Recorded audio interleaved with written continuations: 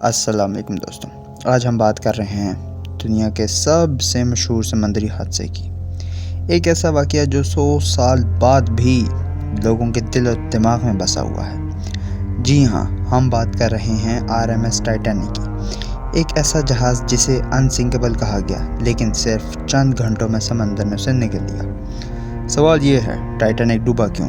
क्या ये सिर्फ एक आइसबर्ग की वजह से हुआ, या इसके पीछे इंसानी गलतियां, लालच और सिस्टम की नाकामी थी?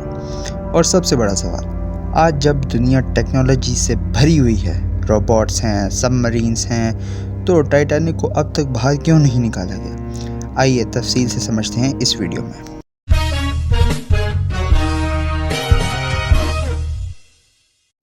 टाइटैनिक ने अपना सफ़र 10 अप्रैल 1912 को शुरू किया। ये इंग्लैंड से अमेरिका जा रही थी। इस वक्त की दुनिया की सबसे बड़ी और महंगी शिप थी। इसे बनाया था वाइट स्टार लाइन ने। 14 अप्रैल की रात को नॉर्थ अटलांटिक ओशन में टाइटैनिक एक आइसबर्ग से टकरा गया। अब यहाँ पहली मिसअंडरस्टैंडिंग क्लियर करते हैं। लोग समझते हैं कि आइसबर्ग ने शिप को सीधा 2 हिस्सों में तोड़ दिया। नहीं, आइसबर्ग ने शिप के साइड पर छोटी छोटी लेकिन लंबी क्रैक्स बना दी। टाइटैनिक के अंदर 16 वाटर टाइट कंपार्टमेंट्स थे। इंजीनियर्स का क्लेम था कि अगर 4 कंपार्टमेंट्स भर भी जाएं तो शिप नहीं डूबेगा, लेकिन आइसबर्ग की वजह से 5 से ज़्यादा कंपार्टमेंट्स पानी से भर चुके थे। और फिज़िक्स का रूल है, जब फ्रंट हैवी हो जाए तो शिप का नोज़ नीचे जाता है। 2 घंटे 40 मिनट बाद टाइटैनिक समंदर की तह में चला गया। लेकिन यहाँ सिर्फ एक आइसबर्ग जिम्मेदार नहीं था। यहाँ से कहानी इंटरेस्टिंग होती है। सबसे पहले स्पीड बहुत ज़्यादा थी। कैप्टन ने आइसबर्ग वार्निंग्स के बावजूद स्पीड कम ना की थी। दूसरा, लाइफ बोट्स कम थी। शिप में 2200 लोग थे, लेकिन लाइफ बोट सिर्फ 1100 के लिए। तीसरी वजह class system. First class passengers को पहले बचाया गया, थर्ड क्लास के लोगों को नीचे बंद कर दिया गया। ये सिर्फ एक्सीडेंट नहीं था, ये इंसानी गलतियों का नतीजा था। टाइटैनिक का रैक 1985 में डिस्कवर हुआ। ये लगभग 12,500 फीट नीचे गहराई में दबा हुआ है। इतनी गहराई के नीचे कि जहां अंधेरा मुकम्मल होता है, प्रेशर इतना कि इंसान का जिस्म दबाव की वजह से क्रश हो जाए। टेम्परेचर फ्रीजिंग पॉइंट के करीब होता है। ये कोई नॉर्मल ड्राइविंग का मामला नहीं। आज की टेक्नोलॉजी के साथ टाइटैनिक को बाहर क्यों नहीं निकाला जाता? ये सबसे बड़ा सवाल है। आज के दौर में हम रोबोट्स को मार्स पर भेज रहे हैं। डीप सी सबमरीन्स के होते हुए भी टाइटैनिक को क्यों नहीं बाहर निकाला जाता? टाइटैनिक अब एक पीस में नहीं है।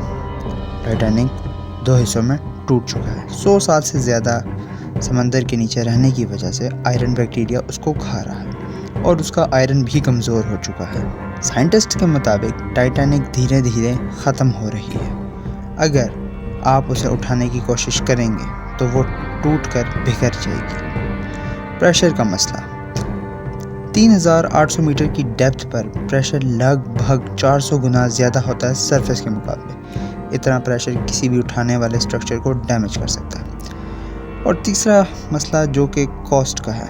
एक्सपर्ट्स के मुताबिक अगर टाइटैनिक को उठाने का प्रोजेक्ट शुरू किया जाए तो उस पर बिलियंस ऑफ डॉलर्स लग सकते हैं। और सवाल ये है कि क्या इतना पैसा सिर्फ एक हिस्टोरिकल शिप को उठाने के लिए लगाना चाहिए? चौथा, हमारे पास लीगल और एथिकल इशू आ जाता है। टाइटैनिक एक ग्रेवयार्ड माना जाता है, जहाँ पे 1500 से ज़्यादा लोग डूबकर मर गए थे। क्या उनकी कब्र को डिस्टर्ब करना ठीक होगा? इस पर इंटरनेशनल लॉज भी हैं। ये भी एक रीज़न है जिसकी वजह से टाइटैनिक को नहीं निकाला जाता।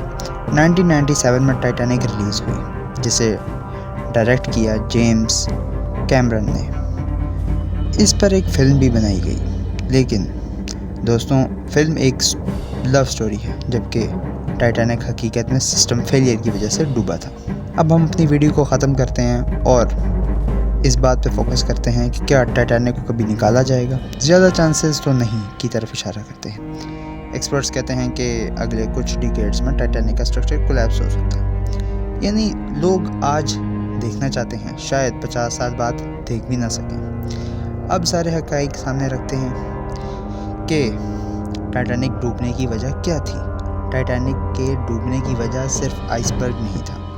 ये था over confidence, over speed, safety rules की कमी और इंसानी गरूर। और आज टाइटैनिक को ना निकालने की वजह क्या है? एक्सट्रीम डेप्थ, स्ट्रक्चर का फेलियर होना, बिलियन ऑफ डॉलर्स की कॉस्ट और एथिकल कंसर्न्स, और साथ ही शिप के रैक का फ्रेजाइल होना।